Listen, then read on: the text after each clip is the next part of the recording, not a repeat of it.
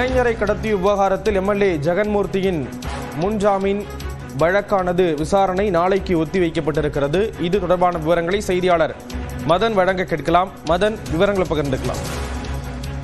திருவள்ளூர் மாவட்டத்தில் காதல் திருமணம் செய்த விவகாரத்தில் ஒரு சிறுவனை கடத்திய வழக்கில் ஏற்கனவே சிறுவனின் அந்த கணவருடைய மனைவி, அவருடைய தந்தை உட்பட 5 பேர் கைது செய்யப்பட்டார்கள்.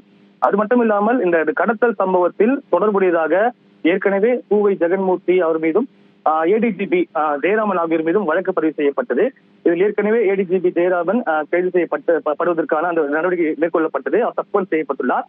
இந்நிலையில் ஏற்கனவே இந்த வழக்கில் தனக்கு முன்ஜாமீன் கோரி ஜெகன்மூர்த்தி உயர்நீதிமன்ற வழக்கு தொடர்ந்தார். இந்த வழக்கை விசாரித்த நீதிபதி வேல்முருகன் ஜெகன்மூர்த்திக்கு பல்வேறு கண்டனம் தெரிவித்தார். அதாவது இது போன்ற ஒரு எம்எல்ஏவாக உள்ள இவர் எதற்காக கட்டப்படையில் ஈடுபடுகிறார் என்பது தொடர்பாக பல்வேறு கேள்வி எழுப்பினார். அது மட்டும் இல்லாமல் உடனடியாக ஏடிஜிபியை கைது செய்ய வேண்டும் என்றும் கடந்த முறை உத்தரவிட்டார். இதன் பிறகு இந்த வழக்கானது உச்சநீதிமன்றம் சென்றது. அப்போது இந்த வழக்கை பொறுத்த வரைக்கும் இந்த வழக்கை மேற்கொண்டு வேல்முருகன் விசாரிக்க கூடாது, இந்த வழக்கை வேறு அமர்வுக்கு மாற்ற வேண்டும் என்று ஏற்கனவே உச்சநீதிமன்றம் உத்தரவு பிறப்பித்தது. அதன்படிதான் இந்த வழக்கானது இன்று காலை நீதிபதி ஜெயச்சந்திரன் முன்பு விசாரிக்க வந்தது.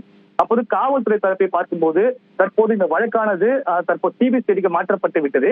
எனவே இந்த வழக்கில் தாங்கள் தரப்பிலிருந்து பதிலளிப்பதற்காக இந்த கால அவகாசம் வழங்க வேண்டும் என்று ஒரு கோரிக்கை வைக்கப்பட்டது. இதை ஏற்றுக்கொண்ட நீதிபதி ஜெயச்சந்திரன் இந்த வழக்கு விசாரணை நாளைய தினம் தற்போது தள்ளி வைத்துள்ளார்.